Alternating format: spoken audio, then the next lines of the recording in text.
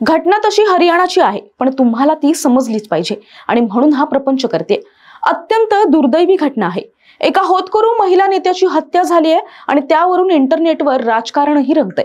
पण हे राजकारण कसं फोल ठरलं आणि इंटरनेटवर प्रतिक्रिया देताना काही लोक कसं तारतम्य बाळगत नाहीत ते या घटनेवरून स्पष्ट होतंय। राहुल गांधी यांच्या भारत जोडो यात्रेत हरियाणापासून ते काश्मीरपर्यंत पदयात्रा करणाऱ्या हिमाली नरवाल हिच्या खुनामुळे देशात खळबळ माजली। हिमानी ही काँग्रेसची नेता होती। वय वर्ष अवघं 23। ती सोशल मीडियावर रील टाकायची। इंस्टाग्रामवर तिचे 14,000पेक्षा जास्त फॉलोअर्स होते।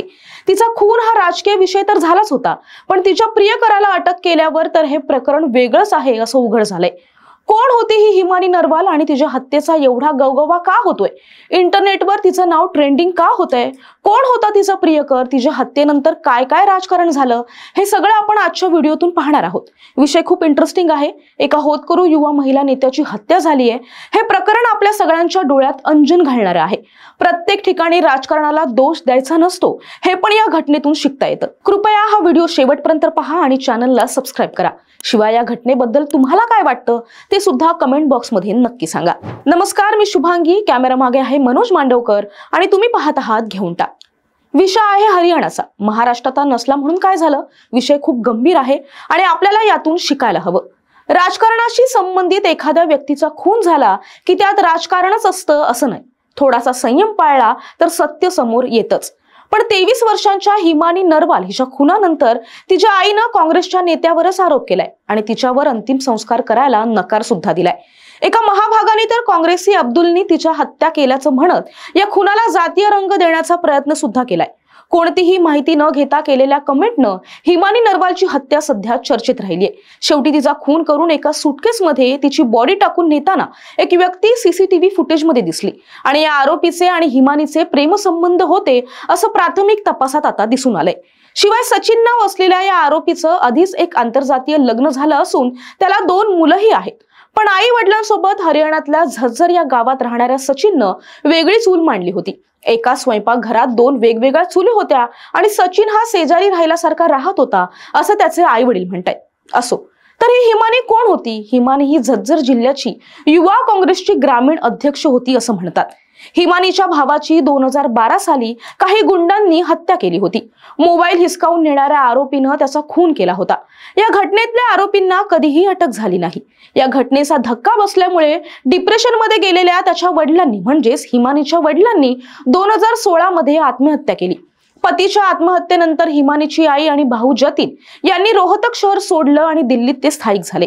हिमानीचं कॉलेज सुरू असल्यामुळे ती रोहतक शहरातच आपल्या वडिलोपार्जित घरात एकटी राहत होती आणि रोहतकच्या वैश्य कॉलेजमध्ये ती लॉचं शिक्षण घेत होती।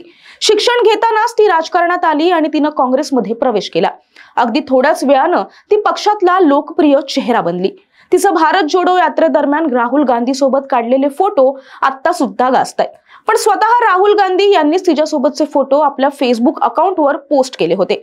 ज्या आरोपीनं तिची हत्या केली त्या सचिन नावाच्या व्यक्तीसोबत तिची फेसबुकवरून मैत्री झाली होती आणि नंतर ते एकमेकांना भेटलेही होते। गेल्या 1.5 वर्षांपासून ते एकमेकांना ओळखत होते। सचिन तिच्या घरी यायचा आणि कधी कधी रात्रभर सुद्धा तिथेच थांबायचा। 27 तारखेला संध्याकाळी 4 वाजता हिमानीची आई तिला भेटून दिल्लीला परत गेली आणि त्यानंतर थोड्याच वेळात सचिन तिच्या घरी आला। तो रात्री तिच्याकडेच थांबला होता। 28 तारखेला संध्याकाळी 5 वाजता त्यांच्यात भांडण झालं आणि त्यात आरोपी सचिननं चार्जरच्या वायरनं हिमानीचा गळा आवळला। हिमानीचा जागीच मृत्यू झाला। त्यानंतर रात्री त्यानं तिचा मृतदेह एका सुटकेसमध्ये कोंबला आणि रोहतक दिल्ली हायवेवरच्या बस स्टँडवर रिक्षेनं गेला। बस स्टँडवर प्रवासी मोठी बॅग घेऊन येत असतात आणि त्यामुळे कोणालाही संशय आला नाही। रिक्षा गेल्यानंतर तो काही अंतर चालत गेला आणि बस स्टँड जवळच्या एका फ्लायओव्हरच्या खाली ही बॅग टाकून दिली। ही बॅग रस्त्याने जाणाऱ्या एका व्यक्तीला 1 तारखेला दिसली आणि त्याने पोलिसांना फोन केला। पोलीस घटनास्थळी पोहोचले आणि त्यांनी बॅग उघडून हिमानीचा मृतदेह बाहेर काढला। तिच्या मृतदेहाची ओळख एका स्थानिक नेत्यानं पटवली आणि या घटनेला वाचा फुटली। तेव्हापासून हिमानी नरवाल हे नाव इंटरनेटवर चर्चेत आलंय। सीसीटीव्ही फुटेजवरून आरोपीची ओळख पटली आणि त्याला दिल्लीहून अटक सुद्धा करण्यात आली आहे। पोलिसांनी 6 तासात खुनाचा उलगडा केला आणि आरोपी सचिनला अटक सुद्धा केली। त्याच्या मोबाईलचं लोकेशन काढलं तर ते 27 तारखेपासून 1 तारखेपर्यंत हिमानीच्या घराचंच दाखवतंय। तिचा खून हा प्रेम संबंधातून झाला की पैशाच्या वादातून झाला हे अजूनही स्पष्ट झालेलं नाहीये. शिवाय एखाद्या नेत्यानं सचिनला सुपारी तर दिली नव्हती ना, अशी ही शंका काही जण आता उपस्थित करतायत. तथ्य बाहेर येईलच, पण राजकारणातल्या एका सुंदर दिसणाऱ्या तरुणीचा खून झाल्यानंतर ज्या प्रतिक्रिया येत आहेत त्या खरोखर चीड आणणाऱ्या आहेत. तिच्या आईनं तर थेट काँग्रेस पक्षाच्या नेत्यांना जबाबदार धरले. आता आपली मुलगी कोणासोबत असते, तिच्यासोबत रात्री कोण असतं याची माहिती तिला नव्हती. तिची आई सीमा सुरक्षा दलात आहे. पतीच्या मृत्यूनंतर तिला नोकरी मिळालीये. तिच्यासोबत हिमानीचा भाऊ सुद्धा असतो. त्यानेही काँग्रेसच्या नेत्यांवर आरोप केलाय, पण चौकशीत तर भलतंच समोर आलंय. आणि म्हणूनच राजकारणातल्या तरुणांनाही पर्सनल लाईफ असतं आणि त्यामुळेही त्यांचा जीव जाऊ शकतो हे इंटरनेट वीरांना माहित नाही. म्हणूनच अशा घटनांना राजकीय किंवा धार्मिक रंग दिला जातो. तुम्हाला हिमानीच्या हत्येबद्दल काय वाटतं ते नक्की कळवा. शिवाय तिच्या हत्येनंतर झालेल्या राजकारणाबद्दलही आपलं मत नक्की कळवा. कृपया चॅनलला सबस्क्राईब करा आणि व्हिडिओला लाईक करा. हा व्हिडिओ तुम्ही शेवटपर्यंत पाहिला त्याबद्दल खूप खूप धन्यवाद.